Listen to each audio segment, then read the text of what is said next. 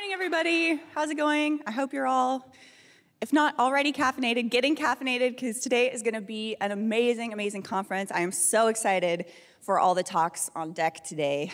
For those of you who don't know me, I'm Selena Larson. I am a threat researcher at Proofpoint and also lead of intelligence analysis and strategy for the threat research team. I mostly focus on e-crime, and today I'm so excited to put in slide deck form a rant that I give all the time. Some of you in the audience might even already be familiar with it. Before we get started, I want to, it's slightly, okay, we're good, thank you. Before we get started, I want to level set. There are a lot of different things that exist in cybercrime. You have business email compromise, pig butchering, information stealers, commodity malware, all that stuff. Today, we're going to be focusing on the big kahunas, the main initial access brokers and the cybercriminal threat actors that support essentially a multi-billion-dollar enterprise that is known as ransomware. So it's a little Taylor Swift themed, and I got some friendship bracelets already, so great day so far. So in biasing ourselves towards APT versus e-crime, we create a false dichotomy that pushes resources, attention, and support to areas that don't always align with the greatest organizational risks and impacts. Your average organization has a greater threat from cybercrime than government-backed actors.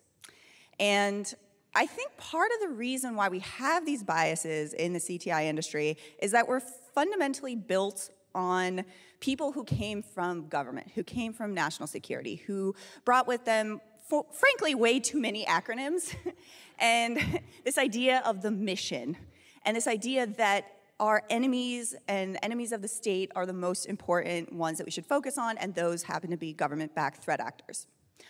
Obviously, that's hugely important, right? But APT, or government threat actors, are not the ones that are the most damaging to national interests currently, and the average community, and the people that live and work and exist in our communities.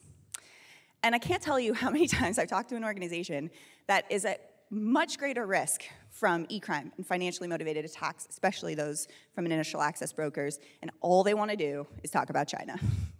It's like, let's think about what is really risk and impacting to your organization. And if we're coming with a threat-informed defense mindset, it's really important to understand the threats and risks to these organizations. And most of the time, it's cybercrime. So I propose that we reframe the idea of APT, an advanced persistent threat. It's not, and it shouldn't be, a synonym for a government-backed espionage actor.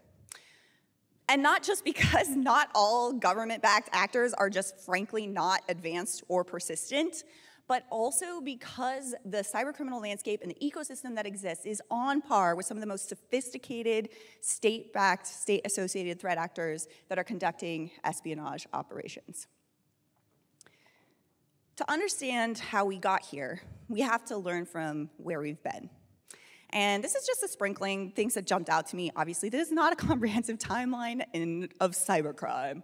But I do want to point out some key points here. So in the early 2000s, consumer-focused ransomware and consumer-focused malware was really what cybercriminal threat actors were very much focused on. But then come around 2007, in the mid-aughts, we had the rise of banking Trojans. You had Zeus, Gozi, some of these major bankers that really emerged and sort of set the standard and created a business model where they started going after personal finance data, both from the consumer perspective, but also the business perspective. In 2009, Bitcoin emerges, which is a huge mistake.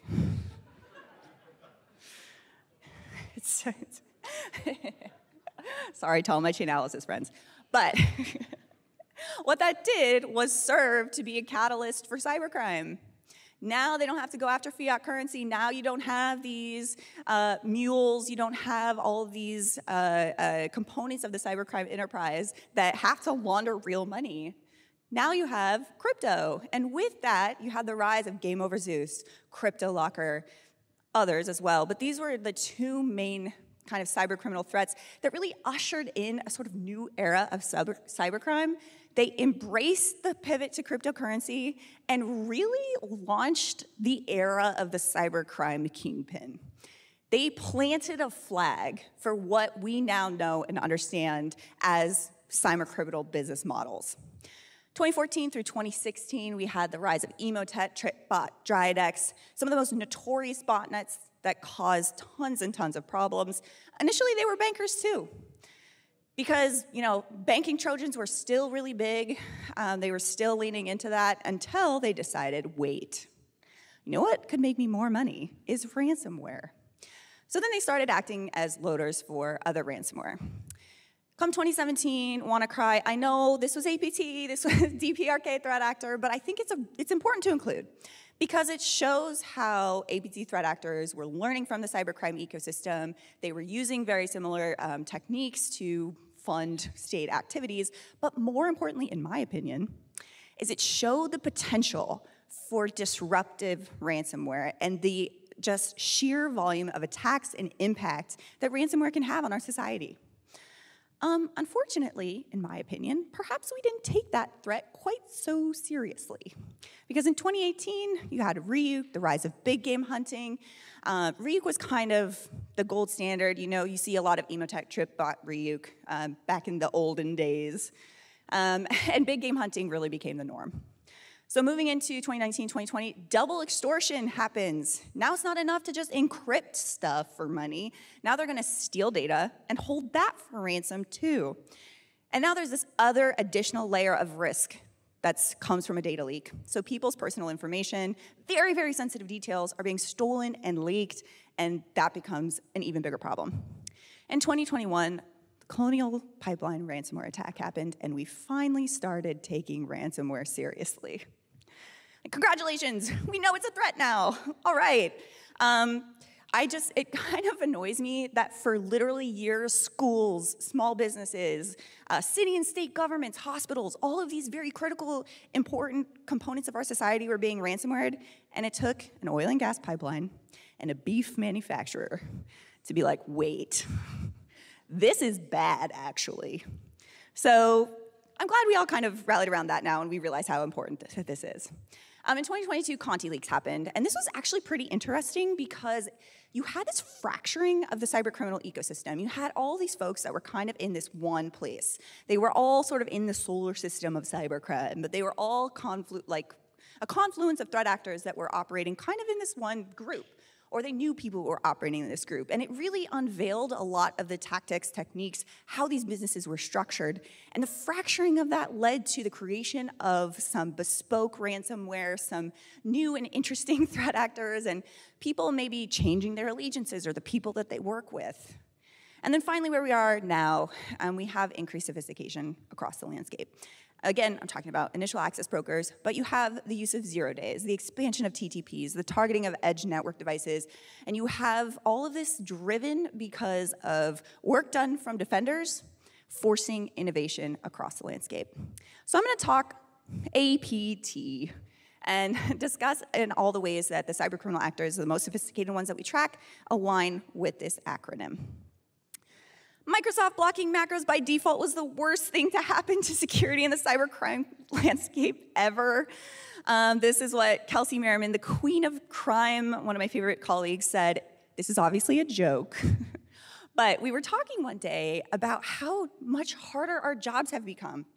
It used to be an easy button, click to enable macros. You had Emotet, Drydex, TrickBot, all of these sort of major threat actors, QBot threat actors, all these major actors using the same initial access mechanism, macro-enabled documents. When that stopped working, you had this forced innovation. They're like, okay, we have to create something new. And what ends up happening is threat actors coming up with new attack chains, new TTPs, sometimes literally every day, and we wake up and have to write detections for that. We have to campaign that. We have to block that. We have to stop that. And this, Kelsey thinks it's a lot more exciting. Frankly, sometimes I miss the easy button. My colleague Tommy Magyar has forced me to read so much more obscure Microsoft documentation than I really ever wanted to read to understand the new techniques that these threat actors are using. But it did. I mean, it really just sort of forced actors to do different things and forced us to think about differently and how we respond to them. E-crime as a mentality of move fast and break things. They have the space and resources to test TTPs on thousands of targets every single day. We have a lot of increased sophistication. You have infiltrating, the use of TDS, indirect syscalls, tons of random file types that for some reason are still relevant and effective in 2024. And you have often threat actors conducting A/B testing. Like literally in the morning, my European colleagues will come on, see a wave of campaign data, and then when my American colleagues wake up, those detections are, all right, we're getting detections for this campaign, but wait, they pivoted, targeting North America, they're doing something completely different. So you have this sort of dynamic development cycles, you have iterating and testing TTPs at scale, and then combine that with their ability to create or pay for novel exploits. We'll talk in just a second about O-Day, but in reality, it's not just 0-day, it's N-days too that they're exploiting and getting a lot better at coming up with ways to get on a box that historically would have just been a very easy click. Combine those together, that means lots of money. To illustrate this, I wanted to highlight TA577, who is one of my favorite threat actors. Folks in the audience might know them as the Qbot TR threat actor. They pretty much exclusively relied on Qbot until August 2023, when that was announced that the Qbot was disrupted. Anyway, TA577 had both the disruption of macros not working anymore, and then they lost access to their #1 malware delivery in Qbot, so they've had to really be innovating on both sides of the attack chain.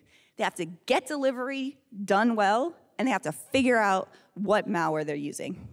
So in February, they had 12 campaigns, which is about average for them. 8 of those were unique attack chains, and most of them we'd never seen before. So you had, their love affair with zip JavaScript, they do like that. PowerShell or curl, depending on the day. Then you had the use of jar files, which is so weird. So many initial access brokers lately have just adopted this pivot to Java downloaders, which is baffling. I'm very confused about that, but they seem to be well-liked. And then you had the use of file scheme URIs to external SMB shares. This was really interesting because this came on a wave of initial access brokers using WebDAV, using SMB in very creative ways to get folks to download a payload on the host. So they leaned into SMB, in fact, all the way into February 2026 when they were doing a file scheme URI to an in-packet SMB server to steal NTLM credentials. What? Why?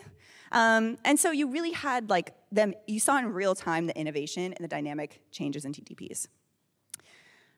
Sticking with 577, bear with me. If you extend this graph all the way down, it would be all gray. They loved macros. They almost exclusively relied on macro-enabled documents for malware delivery. You can see when that changed, when that stopped working. And they had to innovate. They're like, okay, well, we're going to pivot to compressed executables to bypass mark of the web. Okay, we're going to actually do shortcut files to JavaScript. Okay, we're going to pivot to PDF with URLs leading to external file shares. And then we're going to sprinkle in a few CVEs. We're going to play with that. We're going to use 404 TDS. We're going to use search and mess. What? Calm down, please. Internet shortcut URLs, you had just so much activity, so much changing going on. And every time they come up with a new attack chain, we write defenses for it, and then they come up with something new. So we're working constantly to combat this innovation by some of the most sophisticated cybercrime threat actors. So 0 days have increasingly been used by cybercriminal threat actors. This is a trend that started, I think, closer to late 2021 into 2022, but what we really see is a spike in 2023 to 2024. Even just last week, Kaspersky published information about a new Windows vulnerability that was used to deliver Qbot and some other malware. You have Clop, the move it 0 day used by Clop, which I think was probably the most high-profile instance of this. And then you have a couple of threat actors that we track using Microsoft Smart Screen vulnerabilities throughout the end of 2023 and into 2024. So we saw them in email-based attack chains using the smart screen ODA. So it's just, you have a lot of evidence of the evolution of this. And that's because e-crime has the cash money. Sophisticated exploit and TTP development is now done by cybercrime actors because they can afford it. That puts them ahead a lot of government or espionage groups that can't develop zero-day in-house and can't spend the money to buy it either. Cybercriminal operations are a business. They have the structure, they have the human resources, they have the arguments amongst themselves about their timesheets and how much they're working. Thank you to Conti Leaks, that was a lot of fun. And they have basically unlimited money and they will invest it in themselves. I want to give a shout out to my pals at Chainalysis who published this terrific report on ransomware payments and the cryptocurrency ecosystem supporting cybercrime, because ransomware payments exceeded $1 billion last year. And this was after a little bit of a slump in 2022. And ransomware payments are the end result of all of this activity. We can use ransomware and the effectiveness in ransomware and how much people are paying as a barometer of success for the entire ecosystem that is supporting this type of attack. So if ransomware is having a heyday, then all of those businesses, all of that ecosystem that is getting paid to support them are also making that money. It's called trickle-down economics, right? Like ransomware threat actors and then all the people that they pay. So let's think about how they're persistent.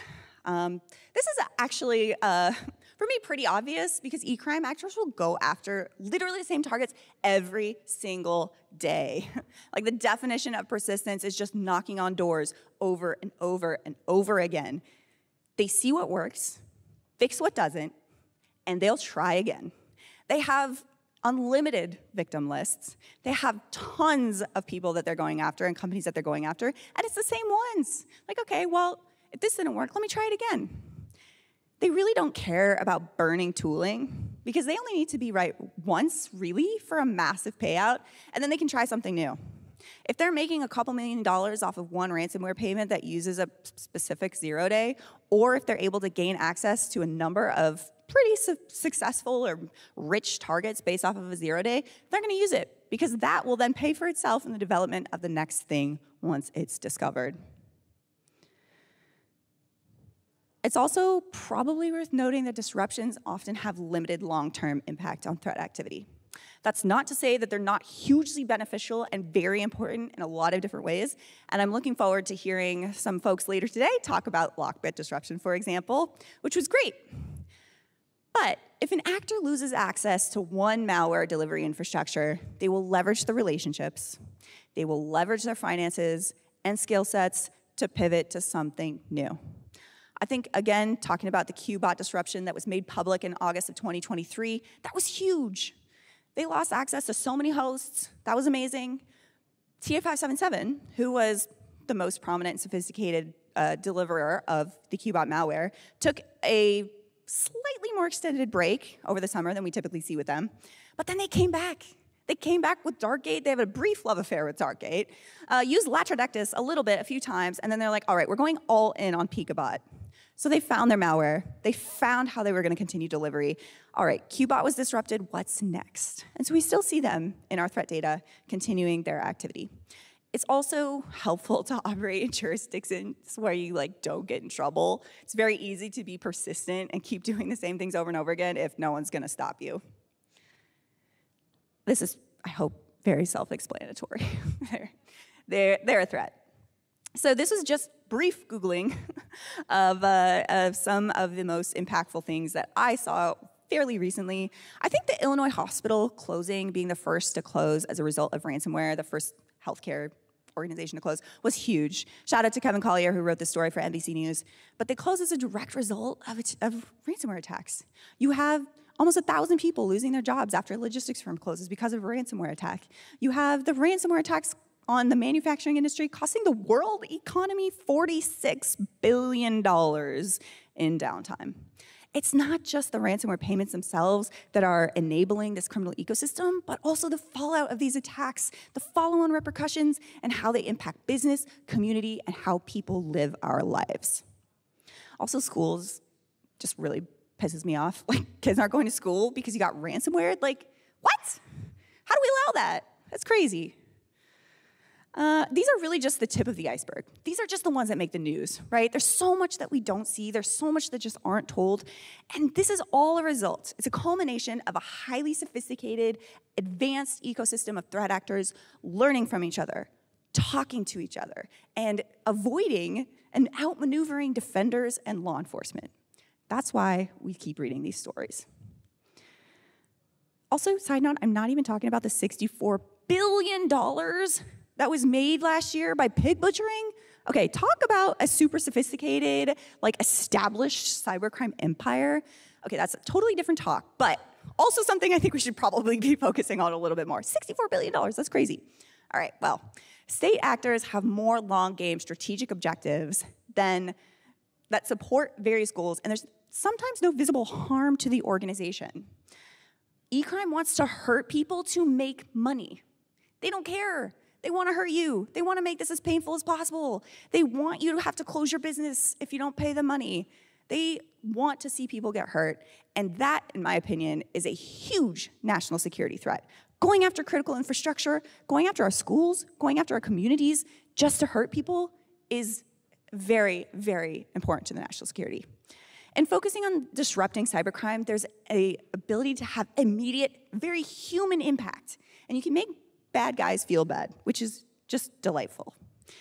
Historically focusing mainly on APT as a cyber threat intelligence industry, as people that are focusing on the sort of threat-informed defense, defenders have missed opportunities to disrupt cybercrime. And I actually think that that has contributed to the strength of the modern ecosystem. Brief personal story time, if you will indulge me.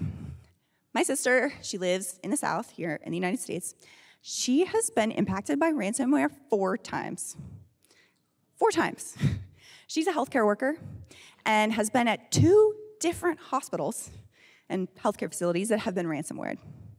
They had to pivot exclusively to paper. They couldn't use digital resources. All of the stuff that they were doing was old school, as she likes to say. And what I thought was really interesting, as they were dealing with that, she said it was really annoying and frustrating. But the worst part, she said, was the rest of it, the fallout, the having to transfer all of that patient documentation that they were taking notes by hand and digitizing it. There's so much room for error there. There's so much opportunity to potentially lose information about your patients, about the people that you're helping. And she said it was so stressful and frustrating. That happened to her twice. Then, Colonial Pipeline happened. She texted me. She's like, I'm in a line at the gas station. Someone said there's an attack on America. Like, I can't get my gas? What's going on? I was like, I know what's going on. I'll tell you what's going on. And while that particular attack didn't really impact the flow, it had a FUD, right? This fear, uncertainty, and doubt in communities. People ran to the gas stations. They disrupted their lives. They were freaking out. My sister was like, okay, I'm just gonna not drive for a few days. She literally had no gas, so she couldn't, but until things calmed down. And I just think that was so crazy and so evident of like the impacts that can have on communities. As I was preparing for this talk, I texted my sister. I was like, hey, do you mind if I tell a room full of people that you've been impacted by ransomware 3 times? And she's like, sure, but you're not gonna believe this. And she sent me a screenshot of an application that she was using to try and deal, again, with healthcare information. It didn't work. She's like, I can't log in. And I call the number that's listed on this page, and I just get this robot voice telling me that they've been a victim of a cyber attack. She's like, I need to use this. I need to see this information. I need to pay my bills. Like, what's happening? And I said, I know what's happening. Unfortunately, another ransomware impacted my sister.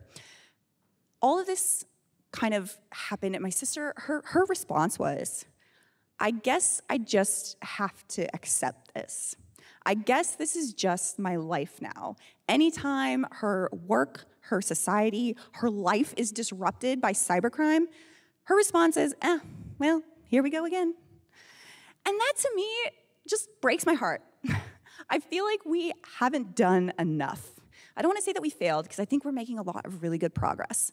But if we have the average human being being like, okay, this is my life now, haha, cybercrime, like, oh well, I guess we got ransomware, oh well, I'm gonna have to change my life, change my doctor, change where I'm going to pick up city services because of crime, that's not okay.